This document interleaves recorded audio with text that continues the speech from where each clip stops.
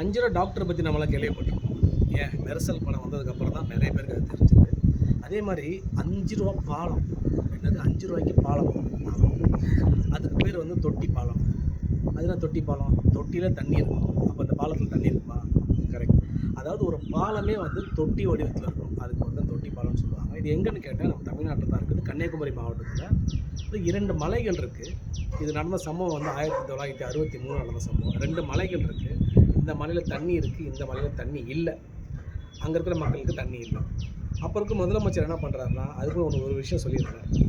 பாஷா ஒரு படம் வந்தது. அதில் வந்து ரஜினிகாந்த் வந்து வில்லன் அடிச்சிருக்காரு. இப்போ அதை போய் பார்த்த போலீஸ்காரர் என்ன சொல்லுவாங்கன்னா, இவர் அடித்த ஆள் சாதாரண ஆள் கிடையாது, அவர் உடம்பு நாடி நரம்பெல்லாம் வந்து சண்டை வெறி ஊறி போயிருக்கணும் அப்படி அடிக்க முடியும்னு சொல்லுவார்.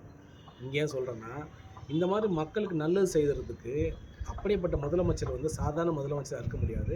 அவங்க நாடி நரம்பெல்லாம் வந்து மக்களை மட்டுமே நினச்சிக்கிட்டு மக்கள் பணி மட்டுமே செய்கிறனால மட்டும்தான் இப்படி ஒரு திட்டத்தை நிறைவேற்ற முடியுன்றதுக்கு உதாரணம் தான் அந்த தொட்டி பாலம். அப்படி என்ன பண்ணாங்கன்னா, நான் ஏற்கனவே சொன்ன மாதிரி இந்த மலையில் மக்களுக்கு, மலைவாழ் மக்கள் கொஞ்சம் பேர் இருந்தாங்க, அவங்களுக்கு தண்ணி இல்லை. என்னடா பண்ணலான்னு யோசிக்கும் போது இந்த மலைக்கு அந்த மலைக்கு தண்ணி எப்படி கொண்டு போகலான்னும் போது அந்த தொட்டியை கட்டுறாங்க. அதாவது ஒரு பாலம்.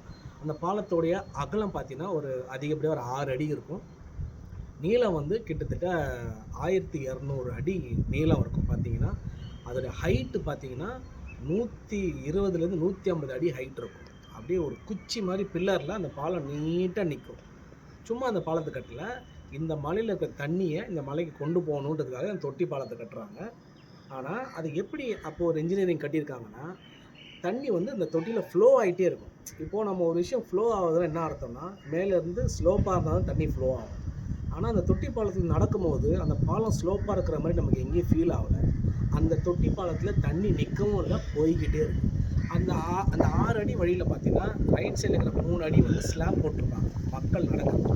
லெஃப்ட் சைடில் நீங்கள் அந்த தண்ணியை பார்த்துட்டே நடந்து போகணும்.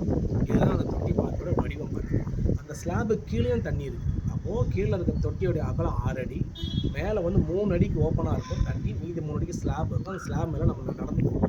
ஸோ இது வந்து ஒரு தண்ணி கொடுக்குற ஒரு தீர்வு மட்டும் இல்லை, மக்களும் போய் இது பார்க்கணும், ஏற்படுத்தணும்னு சொல்லிட்டு மக்களுக்கு ஏற்படுத்தியிருக்காங்க. நம்மளுடைய காமராஜர் ஐயா அவர்கள் தான் இந்த பாலத்தை வந்து 63ல் ஆரம்பித்து 69 தான் ஓப்பன் பண்ணியிருக்கிறாங்க. இப்போ எவ்வளோ ஒரு நல்ல அருமையான திட்டத்தை வந்து கொடுத்துருக்காங்க. இப்போ சமீபத்தில் ஒரு 2 வாரத்துக்கு நான் போய் இந்த பாலத்தை விசிட் பண்ணியிருந்தேன்.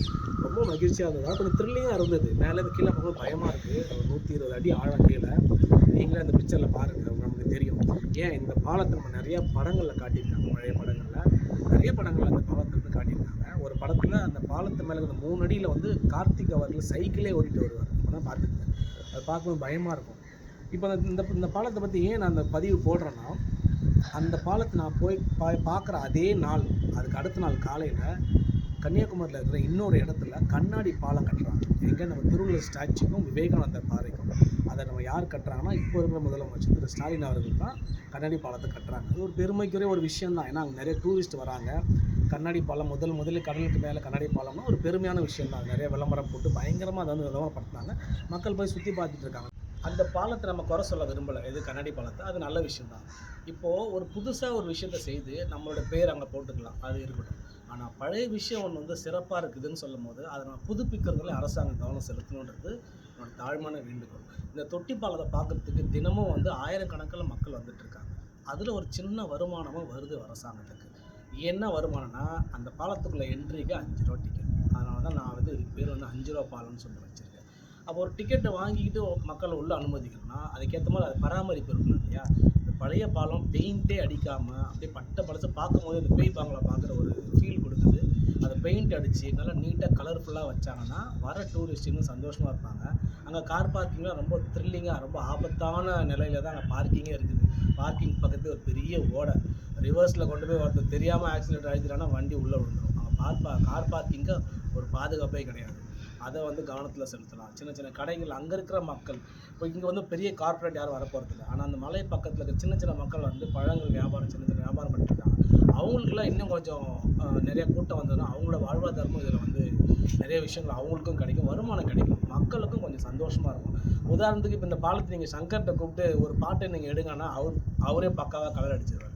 ஆனால் கலர்ஃபுல்லாக எடுக்கிறதுல அவர் தான் ரொம்ப சிறப்புன்னு சொல்லுவோம். நம்ம அட்லி அவர்களும் அதுதான் பண்ணிகிட்டு இருக்காரு. ஏன்னா அவங்களே இந்த வேலையை அவ்வளோ சிறப்பாக செய்வாங்க. ஸோ அரசாங்கம் இதை முன்னெடுத்து காமராஜர் அவர்கள் கட்டின பாலத்தை பெயரை நல்லா பெயர் பலகை பெருசாக போட்டு அதை இன்னும் விளம்பரப்படுத்தி அது இன்னும் வந்து இன்னும் சீரமைச்சாங்கன்னா எல்லாருக்கும் நல்லதாக இருக்கும் அப்படின்றது என்னுடைய தாழ்மையான வேண்டுகோள்.